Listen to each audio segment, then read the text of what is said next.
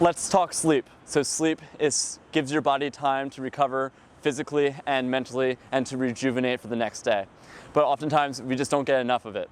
So I really want to start getting you getting more sleep, so shooting for 7 to 8 hours. But here are some tips and strategies that you can do to improve the quality of your sleep. All right, so starting off, sleep affects every other pillar of your health. So after a tough training session, your sleep is the way that your body recovers and rebuilds to help you get stronger the next day. So you may feel a little extra sore if you don't get enough sleep, and that soreness, that delayed onset muscle soreness as we talk about, could continue to linger for longer, which will affect your training session. Also, stress accumulates. So your cortisol levels, your hormone levels are regulated by sleep. So working out imposes stress on your body. Granted, that's good stress. But the stress of your day-to-day life also adds up and builds on top of that. As stress accumulates, it just continues to build, and that starts to give you that sensation of kind of burning out and feeling fatigued. Sleep is the main regulating process to lower that cortisol. So if you're not sleeping, you're going to be a little bit more stressed the next day, and that's going to affect the quality of life and your relationships, your meetings. You may feel a little anxious. Additionally, poor sleep affects your cognition and your decision making. So if you're not sleeping enough and you're not sleeping well enough, that's when you start to fall off track. So you tend to skip workouts. You tend to not have the decision making that you need. So you reach for that candy bar instead of your protein shake middle of the day. So now some tips. So first thing is to set up an environment of success. So a couple things you could do: make sure that there's no outside light going into your room. So I use blackout curtains to just make sure that I'm not getting that light. And when you get that light, it kind of affects your natural circadian rhythm, and you don't get to go into your natural REM cycles because of it.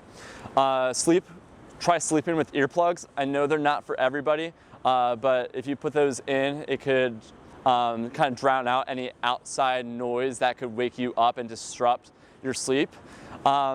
And try a face mask as well that you could put over your eyes to block out any additional light. You also may notice that you have some lights in your room. If you have a Wi-Fi router or you have a charger that has a light, try taping that up. All right, so you have complete darkness. Finally, control the temperature of your room. Research shows that the temperature of your room should be somewhere between 60 and 67 degrees Fahrenheit. So if you sleep too hot, it's going to affect your body temperature at night. So one, I want you to start setting consistent bedtimes. So before you try to add extra hours of sleep, let's just start being consistent. Just set that time that you need to go to bed and then work backwards. So you may want to go to bed at 10, and then 8 hours later, you're waking up at 6. So set that time in advance. You know every single day, 10 a.m. or 10 p.m. is the time that you need to go to bed. So then that way you finish any work you need to do. You eat plenty of time ahead of the time you need to go to bed, so that way you don't have that kind of unnecessary insulin spike as you go to sleep, which can kind of affect your sleep cycles. So I like to shut off my phone about 20 minutes before I go to bed. I also keep my phone on Do Not Disturb 24/7. So Mom, if you're watching this, I apologize for not getting back to your messages. But try that. Shut off your phone about 20 minutes before you go to bed.